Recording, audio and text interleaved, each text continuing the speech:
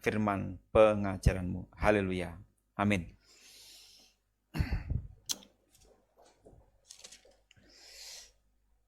Sukacita yang besar dalam kehidupan kita semuanya kalau bisa berkumpul, beribadah, dan memang inilah yang menjadi suatu harapan, suatu kerinduan kita bahwa kita senantiasa mau belajar setia untuk beribadah.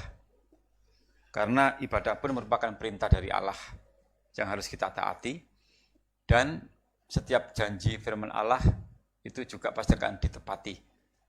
Dan Allah sudah berfirman bahwa yang setia beribadah, maka diberkati air minumanmu dan rotimu, juga penyakit dijauhkan dari tengah-tengahmu. Ya, itu berkat bagi yang mau setia beribadah. Ya, baik yang ibadah di gereja, juga yang di rumah, mari bersama-sama kita ikuti semuanya. Jadi saat kita memuji Tuhan, yang di rumah juga memuji Tuhan. Saat kita baca firman, yang di rumah juga membaca firman. Jangan sampai nanti yang di gereja beraktivitas baca firman, ya, kemudian yang di rumah hanya diam saja tidak baca firman. Kan kita sudah terbiasa untuk membaca bersama-sama. Maka yang di rumah juga, mari kita buka Alkitab kita, yang di rumah juga, supaya kita tidak sebagai penonton. Karena yang dikatakan ibadah live streaming itu, ya di rumah juga melaksanakan apa yang ada di gereja. Menyanyi ya menyanyi, ya membuka Alkitab ya kita buka Alkitab, baca firman ya baca firman. Karena kalau yang di rumah tidak beraktivitas, hanya melihat handphone saja, itu tidak ibadah, tapi menonton orang ibadah. Beda kan? Jangan sampai kita nanti terjebak kepada itu, ya, menonton orang ibadah. Jadi di gereja bersukacita menyanyi, yang di rumah tetap tenang saja. Teguh berdiri ya, tetap tenang. Yang di gereja baca firman, buka, yang di rumah tetap tenang delok terus. Berarti menonton orang ibadah itu. Jadi jangan sampai salah arti ya. Jadi mulai sekarang yang mungkin masa-masa yang lalu hanya menonton orang ibadah, masih ada kesempatan untuk berbalik dan bertobat. Allah mau kita juga ibadah karena semua akan diberkati Tuhan. Jadi yang di rumah jangan hanya menonton orang ibadah. Masa gini terus sampai akhir sini terus. Ya sama dengan kalau nonton bola gitu kan, sama kan? Yang di lapangan gerak segala macam, yang di rumah hanya melihat. Dan mungkin tambahan komen-komen, wah kurang kesana, kurang baik segala macam. Itu tidak jadi pemain tapi penonton. Dan kita jangan juga menjadi penonton orang ibadah. Ikuti. Di rumah silakan, ya buka Alkitab juga kita baca bersama-sama.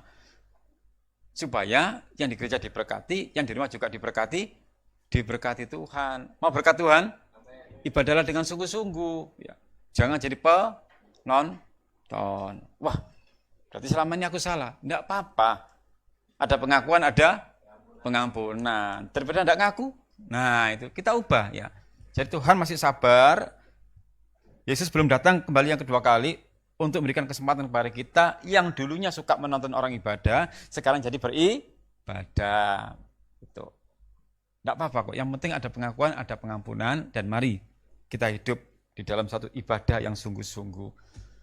Karena kalau kita tidak ibadah, tidak ada kekuatan ya dalam menghadapi situasi akhir zaman ini.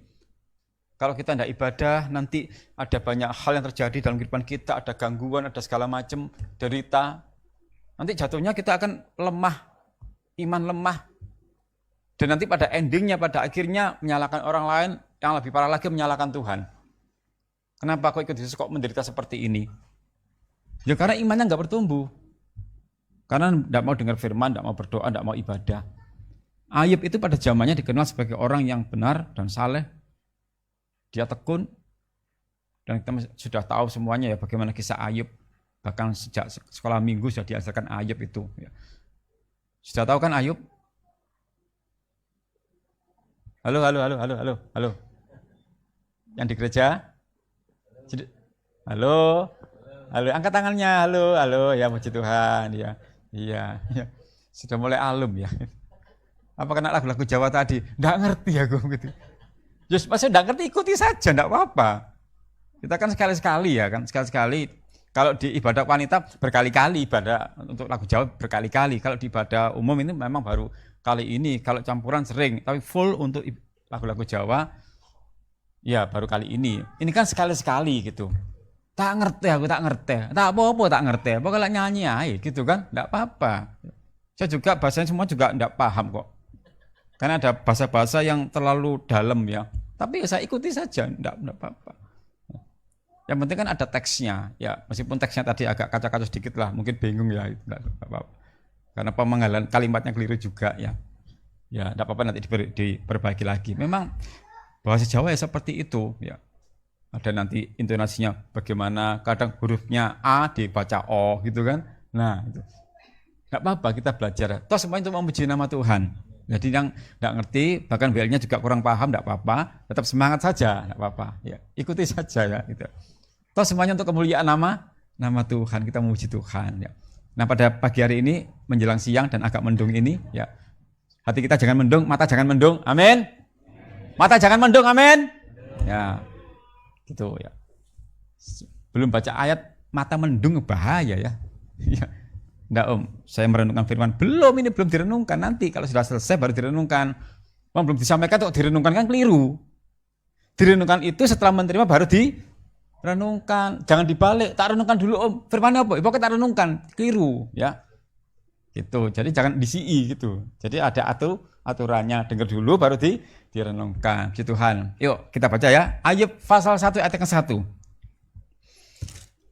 Yang di rumah juga dibuka Alkitabnya biar enggak jadi penonton dalam ibadah ya, atau penonton orang ibadah. Yang di rumah juga dibuka ya Alkitabnya.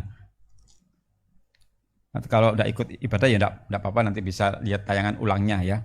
Nanti saya ya download, saya taruh di YouTube ya. Jadi selalu setiap kali live streaming ini akan saya pindahkan juga ke YouTube untuk membantu. Mungkin saat ini Progression ada yang karena banyak job, banyak acara, tidak bisa ikut, nanti bisa lihat di YouTube ya. Nanti akan saya siarkan, biasanya 1 hari ya, besok akan saya siarkan di grup ya, di YouTube. Channelnya Adi Kasih Jarak Luis ya, supaya saya makin terkenal ya. Tapi jumlahnya subscribe-nya tetap 38, terus gak dapat tambah. Ya sakno, tidak apa-apa ya. Saya tidak mengajar jumlah itu ya. Oke, monggo berdiri ya, biar tidak mendung. Ayo berdiri ya, ya. Biar nggak mendung ya. Oke. Semangat. Haleluya ya. Ya. 1, 2, 3. Ada seorang laki-laki di tanah Uz bernama Ayub. Orang itu saleh dan jujur. Ia takut akan Allah dan menjauhi kejahatan. Amin. Ya. Orang itu saleh dan jujur. Jujur itu termasuk saleh, tapi ini untuk meyakinkan. Jadi orang yang jujur itu ya termasuk saleh. Orang yang baik ya saleh. Jadi saleh itu suatu istilah yang mengungkapkan bahwa dia itu menjadi pelaku firman. Rupanya sang penulis nggak puas, ditulis saleh dan jujur. Ya nggak apa-apa juga, makin menguatkan. Kita langsung menerima suatu pelajaran bahwa ikut Tuhan itu harus, ini suatu keharusan ya, bukan himbauan ya. Kalau himbauan itu kadang agak lunak secara hukum, tapi kalau harus nggak bisa dibantah. Dan firman Allah kan mengharuskan kita menjadi pelaku firman, bukan himbauan. Hendaklah kamu menjadi pelaku firman, hendaklah. Itu suatu kerinduan Allah langsung kepada kita. Dan Ayub memberikan teladan kepada kita lewat kehidupannya. Ya, orang itu saleh dan jujur. Dan ditegaskan lagi, ia takut akan Allah. Orang saleh itu takut akan Allah. Dan orang saleh itu menjauhi kejahatan. Ini sudah jelas mengartikan bahwa arti saleh itu ya jujur, takut akan Allah dan menjauhi kejahatan. Nah sekarang langsung aja kita renungkan pada diri kita masing-masing, keluarga Sion, juga yang ada di rumah. Apakah kita sudah termasuk dalam kategori jujur, takut akan Allah, dan menjauhi kejahatan? Nah, silakan dicek ya masing-masing pribadi kita. Jangan mengecek orang lain. Jangan menuduh orang lain. Lebih baik cek dulu diri kita. Bagaimana kehidupanku, apakah sesuai dengan firman Allah ini? Dalam kesalehan, kemudian jujur, takut akan Allah, dan menjauhi kejahatan. Ya, tetap akan saya sampaikan nanti berdasarkan ayat-ayat, meskipun toh sudah seringkali semua keluarga Sion mendengarkan sejak sekolah minggu. Ya, yang setia ibadah anak Sion Kids pasti akan tahu. Yang seringkali bolos mungkin saat disampaikan tentang Ayub tidak masuk, jadi tidak paham. Ya, tapi ini semuanya alumni dari Sion Kids semua yang paham sekali Ayub. Nah, kalau sudah paham Ayub, saya tidak susah menjelaskan. Tinggal amin, amin, amin gitu aja, gitu kan. Karena kan sudah paham nanti arahnya kemana, pasti akan tahu kan arahnya kemana. Judulnya itu sudah tahu Ayub yang saleh. Berarti bahas tentang apa? Ayub, iya. Masa Goliat itu gak mungkin gitu kan. Saleh, Ayub kan saleh ya, sudah gitu aja. Ya. Ayub, kalau orang yang saleh itu hidupnya pasti akan berharap dan mengandalkan Tuhan. Ini ada poin penting di sini, berharap dan mengandalkan. Ada dua hal yang sangat penting ya, yang sangat urgent ya, bahwa orang itu kalau hidupnya saleh, dia selalu terfokus kepada Tuhan, apapun itu. Hidupnya fokus kepada Tuhan. Dia tidak mau tahu sekitarku terjadi apa, bahkan ada hal-hal yang gak enak dalam dirinya, dia gak pusing. Karena orang yang saleh itu berharap dan mengandalkan Tuhan. Sangat-sangat yakin dia. Dan Ayub sudah terbukti kan, dia orang saleh dan jujur. Dan nanti bisa dibaca terusnya, kisah Ayub itu, pada intinya dia mengandalkan Tuhan. Ya. Bahkan dalam keadaan susah, senang, tetap mengandalkan Tuhan. Kan Ayub sudah tahu kan bahwa dia sakit kan? Sakit apa?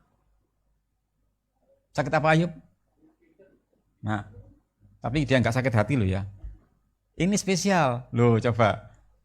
Orang saleh itu nggak mungkin sakit hati. Tapi kalau nggak saleh, nyimpen kepahitan hati, terus dendam terus, ya itu. Orang saleh nggak mungkin sakit hati. Kalau sakit secara fisik, oke, masih bisa. Buktinya Ayub. Ya, karena banyak ya timbul-timbul di kulit itu ya, itu. Tapi yang saya tahu bahwa orang yang saleh itu dia tidak mungkin sakit hati. Apapun yang terjadi dalam kehidupannya, bahkan dia disakiti orang lain, dia tidak sakit hati. Tuh. Tapi kalau nggak saleh, dengan titik sakit hati. Dicemooh dikit, loro hati. Diancepi titik, mangkel hati. Dibelaroi, loro hati. Waduh. Ini jelas-jelas harus diperbaiki hidupnya ini ya. Dan masalah sakit hati itu enggak hanya orang awam atau jemaat biasa. Hamba Tuhan pun perlu belajar hidup saleh loh, agar tidak sakit hati. Belum masuk pendeta sakit hati, ya bisa dong. Bisa juga, kalau enggak ada pertobatan, bisa juga hamba Tuhan sakit hati. Mungkin dia diremehkan, dikucilkan. Wah, mentang-mentang aku gak diopo-opo, dipikirkan sakit hati kan akhirnya itu. Jadi masalah hidup saleh ini tidak berlaku hanya untuk rohaniwan, juga untuk semua. Sudah jelas dikatakan di sana ada 3 poin pokok: jujur, takut akan Allah, dan menjauhi kejahatan. Dan Ayub ini dalam kehidupannya sangat-sangat memberikan suatu contoh teladan kepada kita semuanya, bahwa orang yang saleh itu dalam keadaan apapun dia selalu berharap dan mengandalkan Tuhan. Dia betul-betul percaya. Kalau istilah Jawanya madep, mantep lan percaya. Wis madep itu kan enggak bimbang ya. Madep, mantep, lan percaya. Itu 3 kata ini kalau direnungkan, wah itu luar biasa loh. Orang madep ya, madep. Dia tidak akan mudah tergoda untuk noleh kanan, noleh kiri. Seperti kuda loh, pakai kacamata. Itu tidak mungkin dia noleh kiri kanan. Kasih delok peteng kabeh gini. Madep.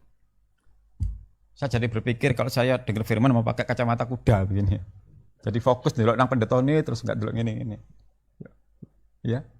Kacamata kuda. Saya renungkan, ya benar ya. Kenapa ya kok kuda pakai kacamata gini? Ya biar kamu fokus kuda. Jaran. You jaran. Horse. Biar kamu bisa fokus. Dan kalau fokus kamu kepada satu tujuan, itu filosofinya saya pikir kayak gitu. Ya benar ya. Orang kalau fokus bisa mencapai tujuan loh. Kalau nggak fokus, nggak teko-teko nggone. Wih, enak erek menggo ya. Menggo, kata nggone. Makanya fokus. Saya renungkan itu. Kenapa ya the jaran is pakai ini? You know the jaran, kuda itu. Kok pakai kacamata gini kenapa? Oh iya saya renung, oh iya ya. Kalau dia fokus bisa sampai tujuan. Dan jatuh ya. Iya. Tidak apa-apa, itu background musiknya. Itu jagodnya kena lagi yang kedua kali itu ya. Tenang dulu, ya. Bentar, ya. Biarkan berlalu dulu vokalnya, biar hilang dulu. Nanti kalau saya sampaikan khotbah nggak konsen, ya. Oke, ya apa? Gitulah anak-anak pasti ada situasi seperti itu, ya. Dan kalau anak yang jatuh aja di sana ini lo ya. Wah, jangan. Ya mungkin banyak faktor ya, mungkin dia lalai. Tadi saya lihat belum saatnya melangkah. blek gitu. Nang tembok. Ya kalau yang cowok ke cewek ini ya gak apa-apa gitu kan ya. Saya tidak ke sana arahnya, oke. Ya, jadi madep mantep itu. Saya merenungkan ternyata betul. Kita pun juga keluarga Sion. Kalau kita tidak madep mantep lan percaya, nanti tujuan akhir kita Yerusalem yang baru nggak kesampaian. Madep kepada Yesus, mantep dengan firman pengajaran, percaya Dia yang berkuasa untuk mengatur kehidupan kita. Madep, mantep, lan percaya. Pasti akan tercapai tujuan kita. Apapun itu. Bahkan dari segi dunia pun, kerjaan dunia pun, kalau kita nggak fokus, nggak mungkin jadi. Misalkan saja ada seseorang yang mengerjakan proyek tertentu. Kan dia harus fokus. Kalau nggak fokus, nggak mungkin jadi. Madep, mantep, lan percaya.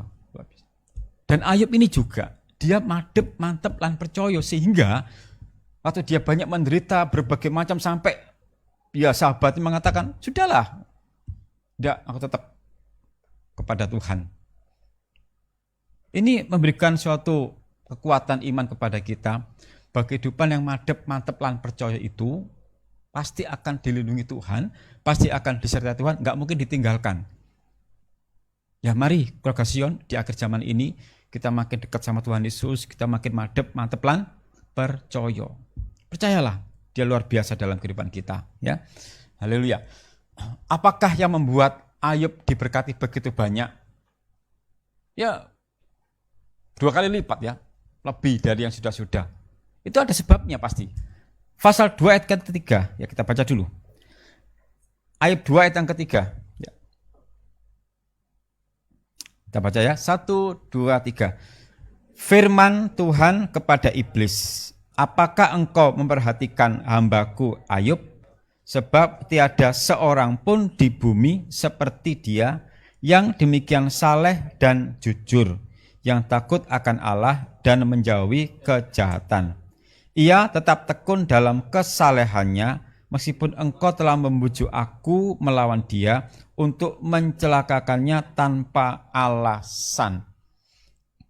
Satu kalimat yang memantapkan, yang menguatkan, dan juga menjawab pertanyaan, mengapa Ayub diberkati, meskipun toh dia juga sempat mengalami hal yang sangat-sangat tidak enak dari segi manusiawi, karena Ayub tekun dalam kesalehannya.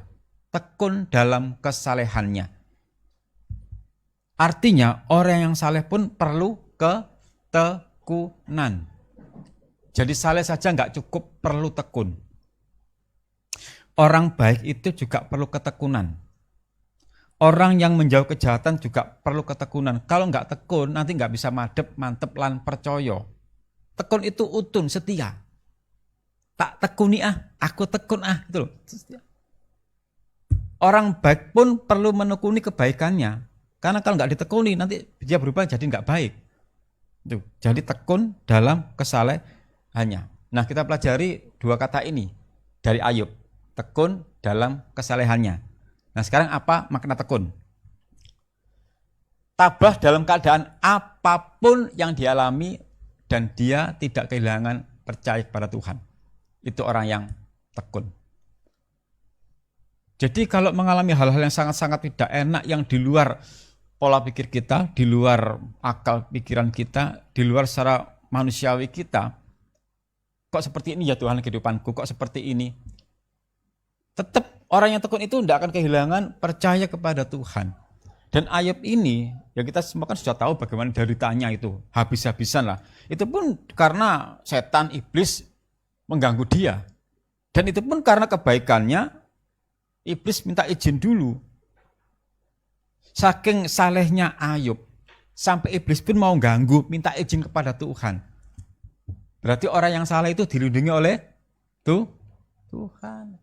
Jadi kalau kita ingin dilindungi Tuhan, hiduplah dalam kesalehan. Pasti dilindungi Tuhan. Setan pun ganggu, gak iso. Minta izin dulu. Dan Tuhan katakan silakan, tapi jangan ganggu jiwanya, itu milikku. Kalau raganya silakan. Karena Tuhan tahu Ayub tidak mungkin berontak. Itu Tuhan tahu. Makanya iblis minta izin silakan. Jadi orang yang salah itu iblis gak sok ganggu, harus kalau mau ganggu izin dulu. Padahal orang yang salah itu ya tidak ada ilmu apa-apa, tidak ada ilmu kanuragan atau ilmu tidak ada atau ritual apa, tidak ada, kosongan. Tapi ada satu oknum yang sangat-sangat besar yang melindungi dia. Bahkan setan pun gak bisa ganggu. Delok ngono, waduh, wedi, kok panas gitu loh. Padahal gak apa-apa loh padahal. Aku tak ganggu ah. Wah. Ada sosok yang luar biasa kak situ. Kehidupan yang madep, mantep, lan percaya dan fokus kepada Tuhan terus dalam kesalehan. Setan pun gak sok ganggu. Jangan sampai ya nanti ada anak Tuhan kesurupan ya. Aduh itu saya gak habis pikir. Siapa namanya rohani? Namanya ada di Alkitab. Kesurupan. Wah aku gak kesurupan. Kepikiran yang kleng luwe gak mangan telung dino itu. Kadang ada orang itu ya gampang mengatakan kesurupan. Gurung karuan, siapa tahu dia 3 hari lapar, gak ada uang, lemes, gak ada yang bantu, keleleran hidupnya.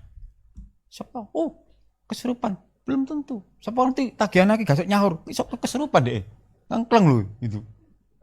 Jadi jangan dikira mesti gitu, kadang digebiak, oh ya kesurupan, oh kelebon apa, iya tagihan itu. Bukan, jangan gampang seperti itu loh.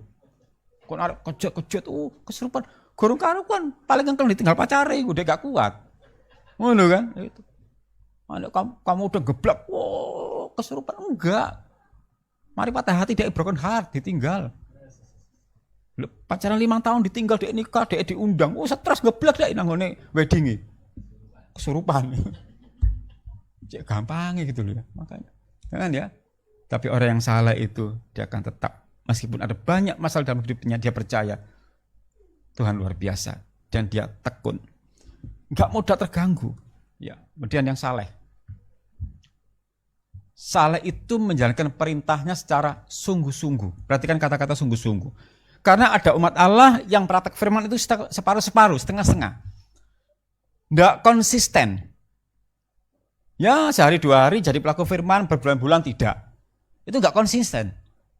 Tapi yang tulus itu sungguh-sungguh. Dia sudah totalitas mau menjadi pelaku firman. Memang tidak mudah jadi pelaku firman. Tetapi roh Allah, roh kudus akan menuntun kita untuk bisa menjadi pelaku firman. Karena Yesus berkata, menyampaikan firman-Nya, bahwa roh Allah, roh kudus akan menyertai kamu sampai kesudahan zaman. Itu setiap hari. Dan orang yang salah itu, kalau praktek firman, enggak 2 hari sekali, enggak 3 hari sekali. Setiap hari dia akan berjuang, berusaha menjadi pelaku firman. Dan Ayub terbukti dalam kesalehannya. Diterpa banyak derita, banyak masalah. Dia tahu di dalam Tuhan ada kekuatan, di dalam Tuhan ada penghiburan. Wonten panglipuran ing Gusti Yesus. Nah, itu ada penghiburan. Jadi orang yang tekun dan salah itu ya, dia tahu kalau aku ada masalah, aku datang kepada Tuhan. Karena di sana ada penghiburan untuk aku. Ada apa-apa, aku datang kepada Tuhan, engkaulah harapanku. Pokoknya hanya Yesus tok. Hanya Yesus. Pujaanku, lagu lama juga ya. Hanya Yesus, kekasihku. Hanya Yesus. Dia Allahku. Hanya Yesus. Hanya Yesus. Hanya Yesus. Kekasihku. Itu breaknya begitu ya. Kalau mau dilatih musiknya seperti itu, tak kayak contoh. Jenjet begitu. Ya latihan lancar, mainnya lupa, nggak apa-apa. Nggak apa-apa, itu variasi hidup dalam musikalitas. Ya. Oke, jadi tekun dan saleh itu menjalankan perintahnya secara sungguh-sungguh. Sudah sungguh-sungguh sepenuh hati. Jadi kalau mau jadi pelaku firman, jangan separuh-separuh, total gitu loh. Total gitu, jangan separuh-separuh, jangan nanggung. Itu. Segalanya kalau nanggung itu enggak asik. Celana lek nanggung lah antik. Tapi sekarang ini banyak orang yang pakai celana nanggung ya. Ya. Bahkan cowok pun sekarang trennya pakai celana nanggung. Ya. Ya, itu kan. Ya, itu atas dasar fashionable. Jasnya api, celanane gak nutup sampai nang tumit ya. Iki sikil mek sak mene tok. Loh itu kan tren. Iya, memang korban mode, enggak apa-apa. Tapi seandainya saya khotbah di sini pakai jas kemudian celanaku ya gak nutut sampai nangisor nyingkrang ngono terus aku gak gawe kaos kaki sikilku ireng ya. Terus dadi apa gitu. Tapi bersyukurlah ada mimpi berarti gak ketok ya. Mas aku gawe sandal pun gak ketok. Gitu. Ya, itu. Jadi ya itulah model-model sekarang ini ya. Jangan nanggung kalau ikut Yesus juga total ya. Total sampai akhir. Ibu Ngadinem itu contoh ya kalau saya merenungkan, saya hubungkan dengan Ayub itu Mbah Marto Putri ya, itu Bu Ngadinem almarhumah, total hidupnya sampai akhir tetap setia kepada Tuhan. Bahkan saat menderita pun, bahkan sampai sakit pun selalu ingin aku ternonang gereja. Waktu jatuh tulang panggulnya sedikit retak, tidak bisa jalan. Tapi rindunya ibadah luar biasa. Terno aku nang gereja. Wah itu kan luar biasa. Tapi karena kondisi jelas tidak mungkin. Tapi yang saya sangat bersyukur sekali adalah kerinduan yang mendalam untuk ibadah. Dalam kondisi sakit selalu rindu aku terno nang gereja. Berbalik dengan kita yang sehat semuanya. Aku gak senang gereja. Nggih? Loh. Ya toh, berbalik. Waduh, setia sampai akhir loh coba. Itu mantep pelan percaya. Dalam proses kehidupan ya almarhumah ini saya tahu persis ya bagaimana perjuangannya menghidupi putra-putrinya, berjualan segala macam, banyak derita segala macam. Tetap mantep pelan percaya. Wah, luar biasa itu. Derita datang tetap gandol Gusti. Gandol Gusti, kula mung gandol Gusti. Gandol Gusti. Gandol Gusti. Yang nana itu saya lupa liriknya ya. Yang saya hafal gandol Gusti. Itu Bu Ngadinem almarhumah gandol Gusti sampai selama-lamanya. Dan karena mantep lan percaya berkatnya masuk Yerusalem baru. Saya percaya karena sampai akhir hidupnya tetap setia kepada Yesus. Ya. Kita contoh almarhumah Bu Ngadinem ya. Saya bersukacita sekali dapat melayani ya. Kemarin itu ya saya melayani dalam proses pemakaman. Juga awalnya juga saya bersukacita sekali masih diberi kesempatan untuk memberikan suatu pelayanan. Saya sukacita sekali ya. Waktu saya sampaikan firman di rumah duka, saya sukacita sekali ya. Bahkan tadi malam waktu ibadah penghiburan jam 5, saya juga sukacita sekali menyampaikan ya. Terus terbayang ya wajah almarhumah Bu Ngadinem. Karena wajah-wajah yang ini ya tulus gitu loh. Wajah-wajah yang tulus, yang pegang teguh firman itu memang kelihatan. Karena ada wajah-wajah yang enggak tulus dan ada wajah-wajah yang bencekno gitu loh. Ada ya, ada wajah itu kayak kita lihat itu rodok mangkel. Padahal wongnya guru ngomong, delok wajah lu wis mangkel gitu kan. Itu enggak tahu itu wajah, enggak tahu mungkin terlalu banyak diolah-olah ya. Tapi kalau Bu Ngadinem saya lihat wajahnya kayak adem gitu loh. Waktu saya ke sana lagi sudah dipasang fotonya, tak foto, tak jadikan status. Karena saya suka lihat wajah Bu Ngadinem ini. Tak jadikan status ya gitu. Wajah yang teduh. Karena apa? Hidup orang yang saleh, hidup orang yang taat pada firman, madep, mantep, lan percaya. Itu wajahnya teduh sekali. Ya. Tidak ada rasa memberontak, tidak ada. Hanya nurut firman titik wis. Teduh wajahnya. Orang teduh wajahnya, lihat saja kita merasa diberkati Tuhan. Gitu ya. Makanya kita tiru ya. Saya pun juga sangat terberkati ya dengan perjalanan hidup almarhumah Bu Ngadinem ini. Sangat diberkati dalam kesetiaannya, dalam beribadah dan juga menjadi pelaku firman. Ini contoh ya sebagai orang yang saleh, tekun dalam kesalahannya ya almarhumah Bu Ngadinem ini. Ya. Jadi Ayub ini memberikan suatu inspirasi juga kepada kita semuanya, dan juga saya percaya bahwa almarhumah Bu Ngadinem pun juga pasti sudah mendengarkan tentang Ayub sehingga dipraktekkan dalam kehidupannya dan diberkati luar biasa. Ya. Berkat melalui kesalehan dan ketekunan Ayub. Ya, kita akan lebih dalam lagi untuk mendalami, mempelajari firman Allah ini. Hidup dalam ibadah. Jadi orang yang saleh dan tekun itu dia dalam kehidupannya ada suatu kerinduan untuk ibadah atau hidup dalam ibadah. Ayat yang kelima. 1, 2, 3.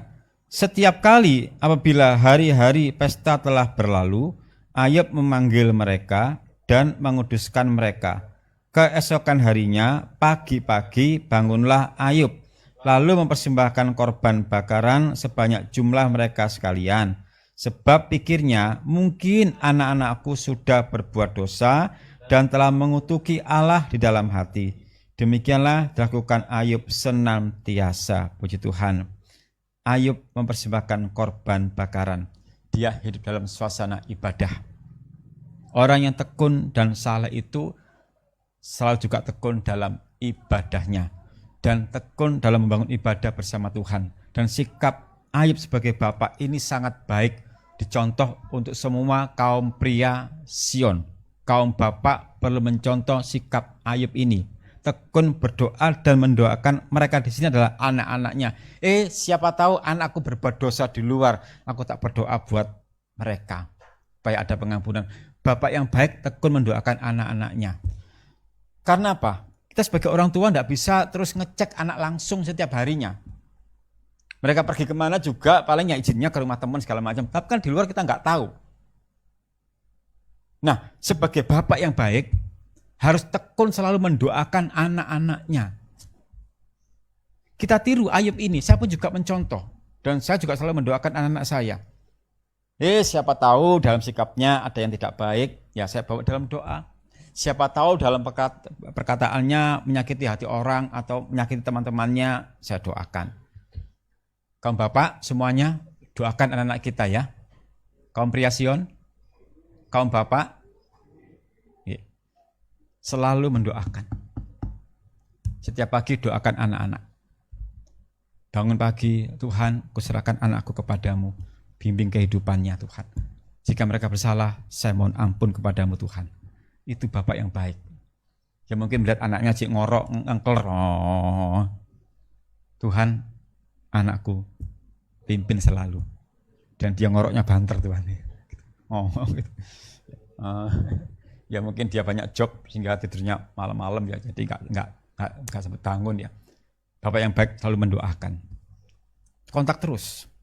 Jadi bapak tidak bisa ngecul, siapa jari anak karep pula urip-urip semua, nggak bisa. Tidak bisa lepas tanggung jawab meskipun anak sudah besar terus doakan. Kaum bapak harus setia mendoakan anak-anaknya. Meskipun toh dia sampai nanti menikah, tetap doakan terus. Itu masih posisi anak. Meskipun toh sudah ikut istrinya atau bla-bla-bla segala macam, tetap doakan terus. Doa jangan terputus. Supaya secara rohani hubungan batin orang tua anak terjalin terus. Dia sudah menikah, pindah rumah, tetap doakan. Kaum bapak ya, jangan lupa. Loh kalau ibu tidak doa, ya tetap juga. Ya. Ini saya membahas soal bapak dulu, Ayub ya. Jadi kaum bapak semuanya doakan ya.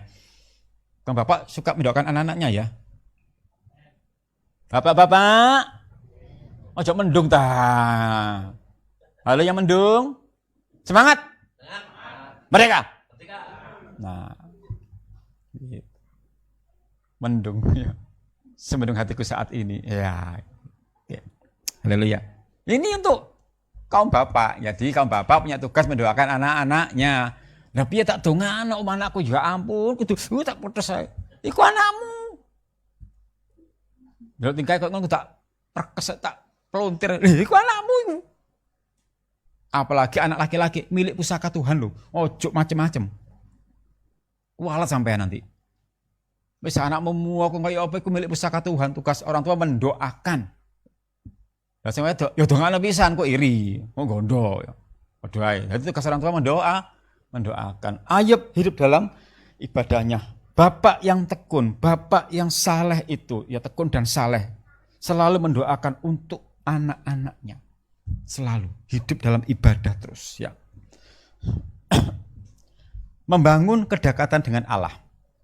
Kehidupan seorang pria, seorang bapak. Ayub ini kan kaum pria, kaum bapak. Seorang bapak yang baik itu selalu membangun kedekatan dengan Allah. Karena apa? Tugas seorang bapak itu sangat berat. Tidak hanya untuk secara ekonomi sehari-hari, tapi juga secara rohani sebagai kepala keluarga membimbing isi keluarga. Tugas kaum bapak itu juga berat. Dan itu perlu juga dekat dengan Allah supaya ada kekuatan. Makanya Ayub selalu berharap dan mengandalkan Tuhan. Ayat yang ke-20. 1, 2, 3. Maka berdirilah Ayub, lalu mengoyak jubahnya dan mencukur kepalanya. Kemudian sujudlah ia dan menyembah. Kita fokus pada bagian akhir ya. Ayub bersujud dan menyembah. Kehidupan seorang bapak itu selalu dalam penyembahan kepada Tuhan. Yang artinya orang menyembah itu mendekatkan diri kepada Allah.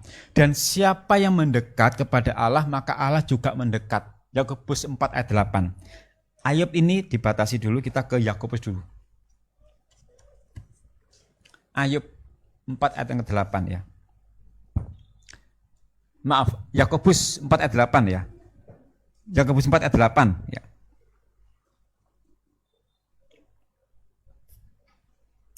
Ya, disiapkan dulu ya. 1, 2, 3. Mendekatlah kepada Allah dan ia akan mendekat kepadamu. Tahirkanlah tanganmu, hai kamu orang-orang berdosa, dan sucikanlah hatimu, hai kamu yang mendua hati. Kita perhatikan bagian yang A. Mendekatlah kepada Allah dan ia akan mendekat kepadamu. Nah, seseorang yang hidup dalam kesalehan, tekun dan saleh, dia selalu mendekatkan diri kepada Allah. Karena apa? Jika kita mendekat, Allah juga mendekat. Kaum bapak, kita tidak bisa untuk mengatur, mengelola keluarga seorang diri, tidak bisa kaum bapak. Kaum pria Sion yang sangat saya kasihi, kita tidak bisa seorang diri untuk mengatur, mengelola keluarga tanpa bimbingan Allah, tanpa tuntunan Allah. Apalagi situasi seperti ini, kondisi pandemi saat ini, itu sangat berat bagi seorang pria. Seorang kepala keluarga lebih fokus ya, karena Ayub kepala keluarga. Dia juga memikirkan bagaimana kondisi rohani anak-anakku. Dan saya juga percaya Ayub memikirkan bagaimana ekonomi keluarga. Jadi pikiran si Ayub ini double. Ya secara rohani dan secara jasmani. Jadi kaum bapak itu mikirnya dua. Jasmani iya, rohani iya. Memikirkan bagaimana nanti keadaan keluargaku, bagaimana juga rohani keluargaku. Itu kaum bapak. Jadi kaum bapak harus banyak dekat kepada Allah.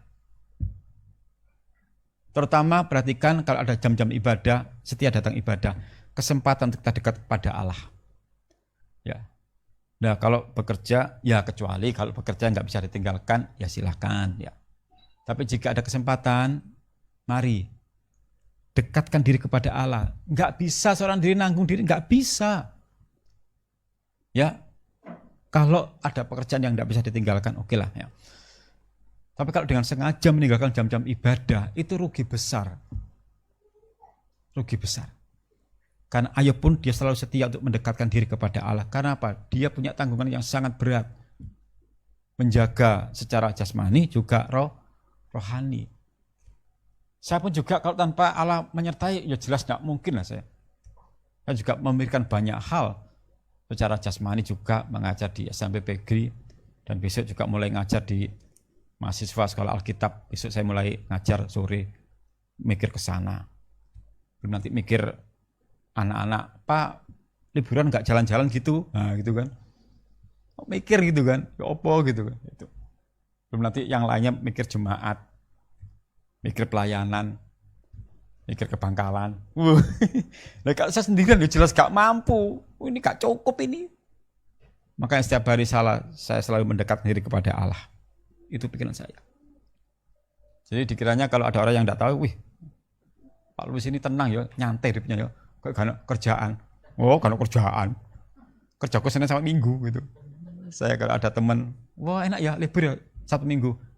Pak, saya itu kerjanya Senin sampai Minggu. Loh, iya, Senin sampai Jumat di Pegri.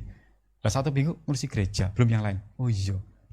Jadi bahkan tanggal merah pun, kalau yang lain bisa jalan-jalan, saya jaga gereja Pak.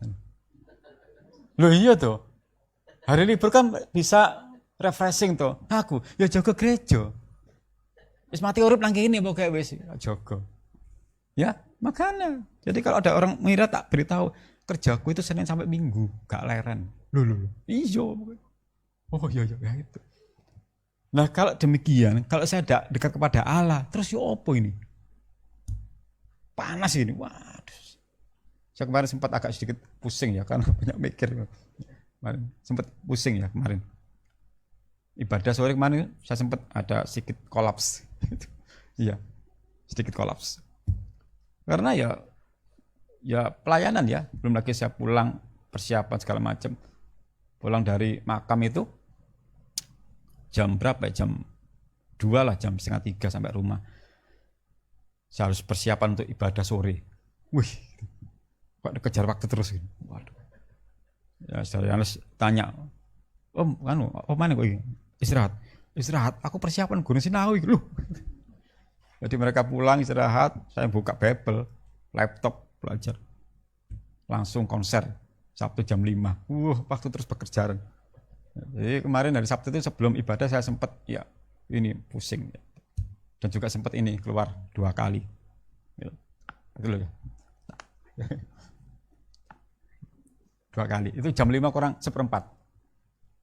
Jam 5 ibadah, saya jam 5 kurang 1/4 2 kali. Wah, Tuhan kuatkan hamba-Mu. Mari aku khotbah Tuhan. Saya di kamar mandi saya gitu. Saya berdoa Tuhan kuatkan hamba-Mu, Tuhan kuatkan. Nanti mau khotbah Tuhan. Kan nggak mungkin saya kontak Pak Simon tolong gantikan, kan nggak mungkin tuh. Jadi, makanya Tuhan kuatkan. Jam 5 kurang 1/4. Makanya saya nggak ikut doa itu. Langsung jam 5 itu. Jadi 10 menit itu perjuangan saya. Tuhan kuatkan hamba-Mu, kuatkan. Begitu masuk gereja mulai berangsur Tuhan tolong. Dan puji Tuhan waktu khotbah sudah Tuhan tolong lah. Kencang. Wah itu. Tapi saya tidak pernah menyesal, tidak pernah mengeluh, tetap sukacita. Karena saya belajar mantep lan percaya gitu. Saya niru Ayub. Lah mosok saya terus nyalakan Tuhan ya opo iki? Aku ate khotbah loro ya opo sih? Enggak. Bisa terima, Tuhan tolong kuatkan hamba-Mu. Begitu. Jadi jangan nyalakan Tuhan yo. Loro kabeh awake remek ngono. Tuhan opo gak adil iki? Aku wis pemain top iki loro kabeh awakku. Ayub itu saleh dan jujur tekun. Bisa sakit. Jadi pendeta pun isok loro. Pendeta itu isok loro untu tak ngandani. Jadi jangan dikira pendeta mesti anti sakit. Oh ya enggak. Tetap isok loro, yo isok ngeluh ndak. Nah kalau pendeta sehat kabeh obatnya gak payu, sakno lah. Ya. Tapi harus jaga kesehatan hamba Tuhan supaya bisa pelayanan. Enggak apa-apa, saya relax saja enggak apa-apa. Pusing sakit ya saya sudah menganggap itu pelayanan pengorbanan satu paket. Tidak apa-apa ya. Tuhan tolong sekarang fresh kembali, semangat lagi khotbah, semangat lagi ya. Tadi pagi diberi seseorang yang sangat mulia sekali STMJ. Aku bilang wah ini bisa nambah ayat ini puji Tuhan ya khotbah hari ini ya. Oke. Mau tambah ayat? Kayaknya abot ya. Soalnya menguak rasa mendung pun berat ya minta ampun ya. Oke, yang ketiga supaya bisa mengakhiri nuansa mendung ya. Oke. Ayub tidak pernah nyalakan Tuhan. Orang yang hidupnya saleh, orang yang hidupnya jujur itu, orang yang takut akan Allah, apapun yang dia alami tidak pernah nyalakan Tuhan. Sip. Oh iya, ayat yang kedua-dua. Kita kembali ke Ayub ya. Ya, kembali ke Ayub, ya.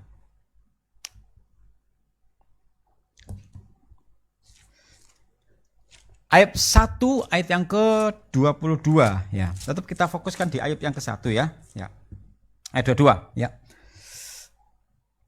1, 2, 3.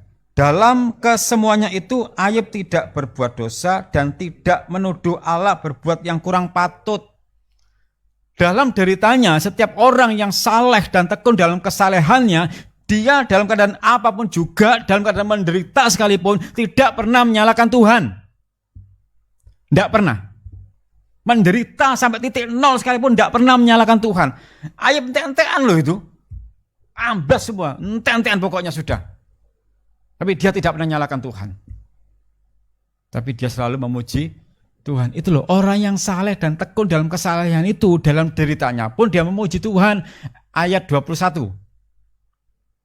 1, 2, 3. Katanya, dengan telanjang aku keluar dari kandungan ibuku, dengan telanjang juga aku akan kembali ke dalamnya. Tuhan yang memberi, Tuhan yang mengambil, terpujilah nama Tuhan. Orang yang tekun dalam kesalehannya, kalau dia sedang menderita saat-saat ini, dia tidak pernah nyalakan Tuhan, tapi dia selalu tetap memuji Tuhan. Itu madep mantep lan percaya. Kita tiru sikap Ayub ini. Mazmur 51 ayat 17. Mazmur 51 ayat 17 ya.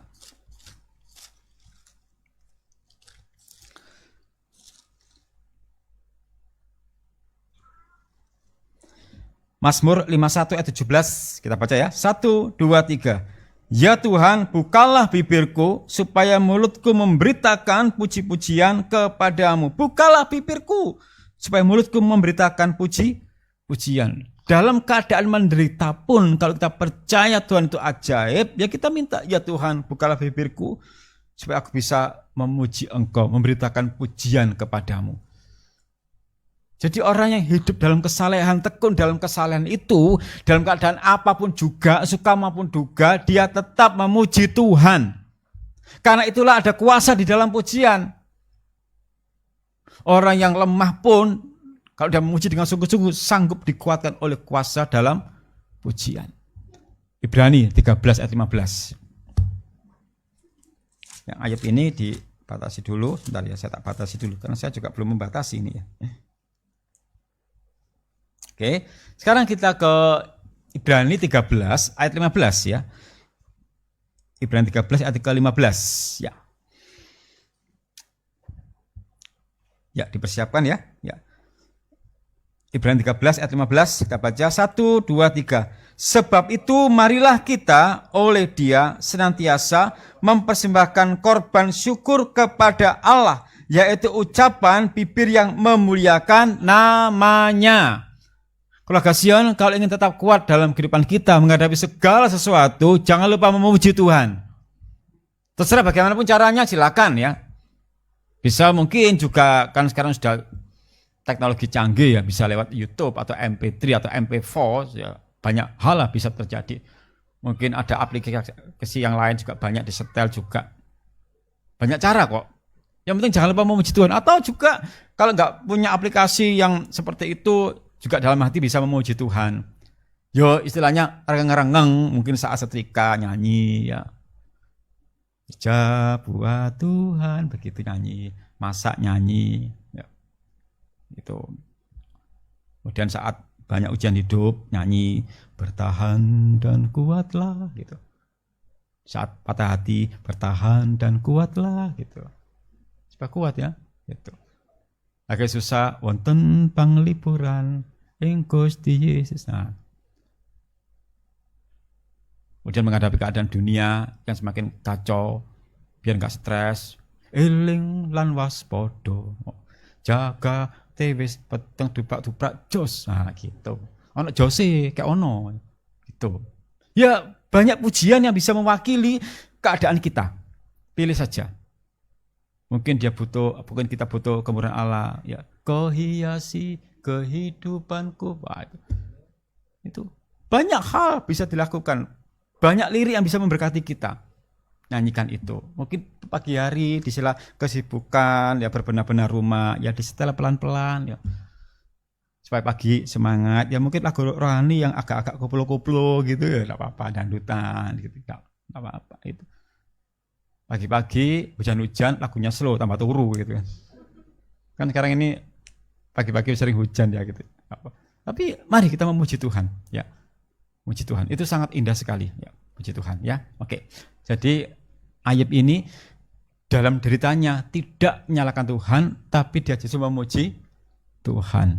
Orang yang tekun dalam kesalehannya, seberat apapun ujian hidupnya, tidak akan pernah menyalahkan Tuhan.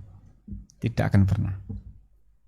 Karena dia tahu bahwa kalau aku percaya kepada Tuhan, maka Tuhan tidak akan meninggalkan kehidupanku. Ini hanya ujian saja. Ya. Yang keempat, Ayub punya prinsip dan pendirian. Oke. Ayub 2 ayat 10. Orang yang tekun dalam kesalehannya itu dia punya prinsip dan pendirian yang tak akan tergoyahkan. Khususnya prinsip dalam kebaikan, khususnya pendirian dalam kehidupannya, ya, tidak akan tergoyahkan. Dia tetap percaya kepada Tuhan. Ayat yang ke-10, Ayub 2, Kita baca ya. Itu bagian yang A, tapi kita baca aja semuanya. 1, 2, 3. Tetapi jawab Ayub kepadanya, engkau berbicara seperti perempuan gila. Apakah kita mau menerima yang baik dari Allah, tetapi tidak mau menerima yang buruk? Dalam kesemuanya itu Ayub tidak berbuat dosa dengan bibirnya. Rogasion yang terkasih, sukacitaku dan mahkotaku, dan yang selalu kau doakan dalam kehidupanku, ya. Ayub ini kuat imannya, karena orang yang tekun dalam kesalehannya itu teguh imannya. Dia madep lan percaya. Meskipun toh istrinya tidak mendukung, dia tidak tergoyahkan. Nah, para istri, kalau melihat kelemahan suami, tumbuhkan semangatnya. Jangan malah dikatakan seperti ini, ya. Ya, ayat yang ke-9. Tajam banget dibaca ya. Ayat 9, 1, 2, 3. Maka berkatalah istrinya kepadanya, masih bertekunkah engkau dalam kesalehanmu? Kutukilah Allahmu dan matilah. Para istri, kalau saat ini melihat keadaan suami sedang dalam kelemahan, kesusahan, berikan semangat, gitu. Jangan malah dikatakan seperti ini. Wes kutukin Allahmu dan mateo gitu. Itu katanya dia duwe simpenan. Iya, bahaya itu, bahaya, nggih. Para istri, jangan niru ini ya.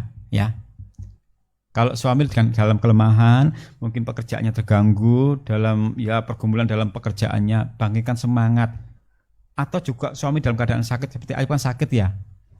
Tugas istri adalah merawat, juga ngeramut lah. Jangan malah mengata-ngatai. Ya mungkin juga ada juga seorang istri yang mungkin jengkel karena waktu masih sehat itu suaminya begitu tidak pernah memperhatikan dia. Ketokane tidak butuh gitu sama istrinya. Begitu sakit ternyata butuh istri. Itu kalau istri nggak tulus, itu dalam hati sok ngelok-ngelokno, kapok syukur rasakno ngono. Ya, itu para istri ya, itu loh ya. Tapi saya percaya wanita Sion sudah baik semuanya, sikapnya baik semuanya. Melihat suami lemah dibangkitkan semangatnya. Nggih para istri, semangat. Wanita Sion semangat ya. Dukung suamimu nggih? Nggih. Lah suamiku di PHK terus ya apa? Gimana coba? Kalau melihat suami di PHK ya apa para istri? Ya itu yang kaum bapak mewakili tetap semangat ya. Kaum istrinya nggak bersuara ini ya. Ada contoh satu aja yang bersuara gitu. Bu Samiati bagaimana? Kalau melihat Pak Deti lagi terganggu penghasilannya bagaimana? Gimana? Nah, itu jualan kecil guru yang besar coba. Jadi ada suatu dukungan. Jangan pernah menyalahkan suami kalau misalkan dia dalam kejatuhan. Ingat, saling mendukung, saling melengkapi. Jangan tiru istri Ayub, namanya Bu Ayub. Ini namanya Bu Ayub ya, karena tidak ada namanya ya, Bu Ayub. Masa ya tego toh ya. Ya kan apalagi kondisi saat ini, di pandemi saat ini, bisa juga seorang suami dalam kolaps ya penghasilannya. Dukung. Jangan mengatakan seperti ini gitu. Ya, untuk wanita Sion lebih dalam lagi nanti biar diajar oleh Yanti bagaimana menjadi istri yang baik. Bimbingannya, konselingnya tiap hari Selasa ya, jam 5 sore. Jadi untuk kaum wanita Sion, untuk bimbingan menjadi istri yang baik tiap Selasa jam 5 sore. Ikuti ibadah live streaming, jangan menonton ibadah. Ikuti ibadah live streaming. Di rumah buka Alkitab, mungkin ke gereja takut corona ya, tapi ke mall tidak takut. Oke. Jadi buka Alkitab juga di rumah, ikuti ibadah live streaming, ibadah wanita Sion. Nanti dibimbing bagaimana cara menjadi seorang wanita yang baik supaya suami bangga. Wah, istriku tekun ikut ibadah live streaming wanita, berubah hidupnya. Bangga suami. Wis njalukmu apa mah? Tak turuti mah. Ngono. Seweneng. Tapi jatahe 10.000 mah ngono. Oke ya. Puji Tuhan. Ya, untuk spesial kaum wanita Sion ya, ikuti ibadah live streaming setiap hari Selasa. Tetap akan saya sampaikan secara live streaming ya. Tidak offline, online terus ya. Untuk juga memberikan kesempatan kepada ibu-ibu hamba Tuhan yang lain yang juga setia mengikuti ya, di Medan, Caruban, Magetan itu setia mengikuti. Ya, bahkan kemarin waktu Tidak ada itu karena digabung dengan ibadah PA. Mereka tanya karena lupa diberitahu, kok gak enak toh? Tak golek gak enak ya karena digabung. Waktu yang lalu kemarin itu kan digabung itu. Nah, mereka setia menantikan. Ya, luar biasa toh. Ya, jadi berkat di tempat yang terpencil di Plaza Timur 2 nomor 55 yang kecil ini bisa menjadi berkat. Ibadah di sini bisa dilihat di Medan. Puji Tuhan.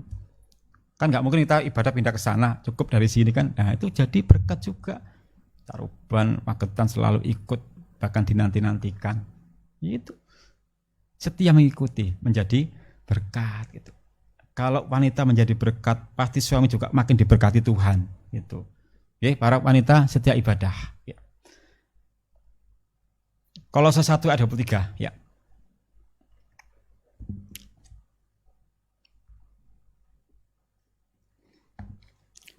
Kolose 1 ayat 23.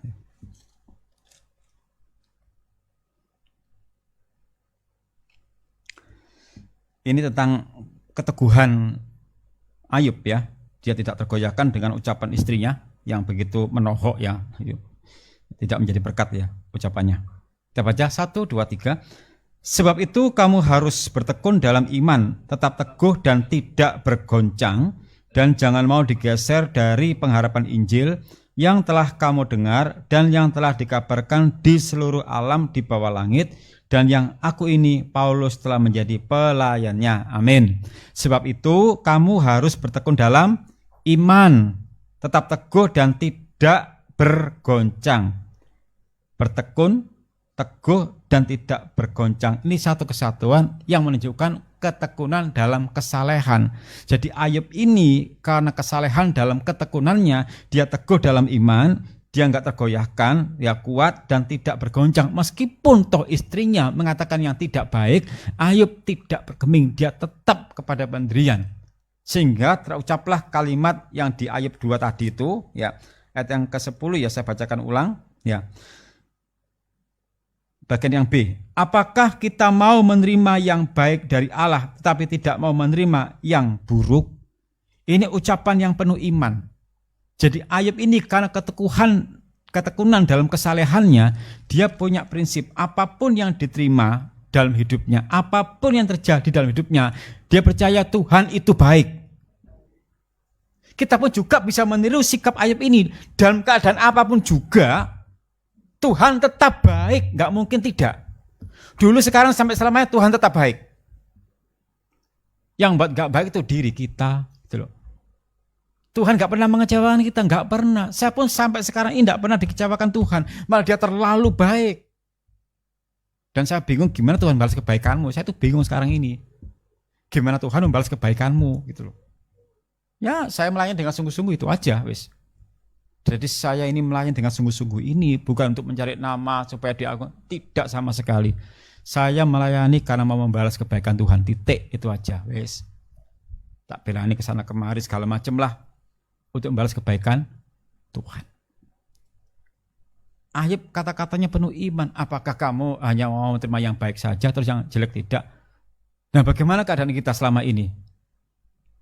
Kalau kita terima yang baik, Tuhan itu ajaib, Tuhan itu baik, mulia, begitu. Pokoknya diagung-agungkan. Kalau sekarang terima yang enggak baik, bagaimana sikap kita? Ayub tidak pernah menyalahkan Tuhan. Kondisi habis-habisan tetap memuji Tuhan, tidak menyalahkan Tuhan. Kita tiru. Ya. Kalau sampai sekarang kita masih dalam ujian hidup, ya tetap Tuhan enggak meninggalkan kita. Dia setia sampai akhir. Bahkan saat kita tidak setia, Dia tetap setia. Kita kan menjadi milik kesayangan sendiri, umat pilihan. Namanya umat pilihan gak mungkin ditinggalkan, tetap disertai. Ya, tetap kuat dalam iman. Orang yang tekun dan saleh itu tetap kuat dalam iman, dia tidak tergoncangkan oleh apapun juga. Akan menderita apapun juga, Tuhan tetap baik. Itu kata-kata iman ya. Tuhan tetap baik. Dapat menjaga bibir. Orang yang tekun dalam kesalehan itu bisa menjaga bibirnya, tidak mengucap Allah, tidak mengatakan yang tidak baik, dia bisa menjaga bibirnya. Ayat 2 yang ke-10, ulang kita baca ya. 1, 2, 3. Tetapi jawab Ayub kepadanya, engkau berbicara seperti perempuan gila. Apakah kita mau menerima yang baik dari Allah, tetapi tidak mau menerima yang buruk. Yang B, dalam kesemuanya itu Ayub tidak berbuat dosa dengan bibirnya. Keluarga Sion, kalau kita menderita yang tidak baik, jangan sampai mengatakan yang tidak baik. Kalau kita menderita saat ini dalam pergumulan hidup, percayalah Tuhan itu penghibur kita satu-satunya. Dia kekuatan kita satu-satunya. Jangan pernah menyalahkan Tuhan. Jaga bibir kita.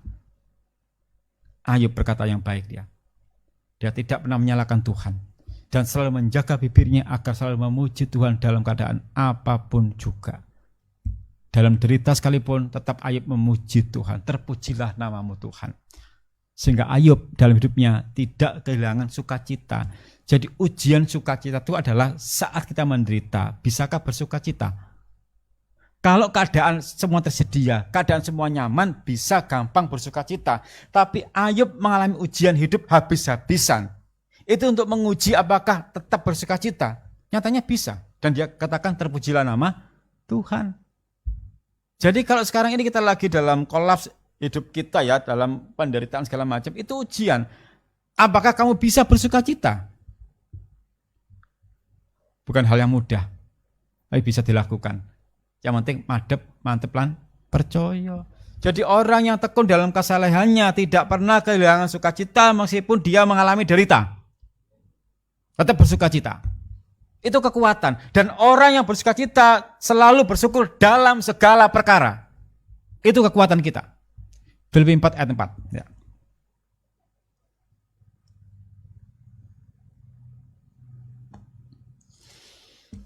Jangan sampai kita kehilangan sukacita, ya. Kalau saat yang tidak enak segala macam ya namanya orang hidup kan, ya ada kalanya kita mengalami hal-hal yang di luar perkiraan kita. Tetapi firman Allah menegaskan bahwa jangan sampai kehilangan sukacita. Nah, kita lihat ya, tulisan dari Rasul Paulus ditegaskan di sini ayat yang keempat dalam Filipi 4, 1, 2, 3. Bersukacitalah senantiasa dalam Tuhan. Sekali lagi aku katakan bersukacitalah. Tetap bersukacita. Bersukacita. Nah, gitu. Jangan sedih ya. Tetap semangat. Hidup harus semangat dong. Kamu dia juga, Yudsion juga. Saudara masih muda, jangan gampang alum lah. Gitu. Karena ujian dididik langsung lemper alum. Pekerjaan angel didik langsung lemper alum. Cari pekerjaan susah langsung alum. Tetap semangat gitu. Jangan kehilangan sukacita apapun yang terjadi. Saudara soro gak ngejani dulur. Ya. Akeh sing soro bro gitu. Iya. Aku ada berita, yang lain masih banyak. Tapi kita lihat Ayub ini, dia tidak kehilangan sukacita meskipun dalam menderita. Dan orang yang bisa bersukacita berarti bisa bersyukur dalam segala perkara. Itulah kekuatan kita. Tetap Ayub eksis itu. Excited, semangat ya. Makanya Tuhan suka dengan orang yang penuh semangat. Tuhan juga suka kepada Yudsion yang penuh semangat. Kamu ini. Walah, cek 6 kudu lemper. Wis pajak suntuk, gak tawatus, lemes. Kusut. Saya tuh sedih memang kalau lihat wajah-wajah sedih. Kayak bebannya abot tuh. Ati tak tegur iki gak tega. Kok dikira merendahkan hidupnya? Semangat. Jadi orang yang bersukacita masih ada masalah gak ketok. Gak ngira, oh tiba-tiba masalah sampean. Wah, tapi tetap sukacita, enggak apa-apa.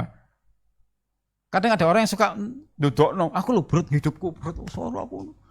Tapi ada orang yang tetap dikira gak ada masalah.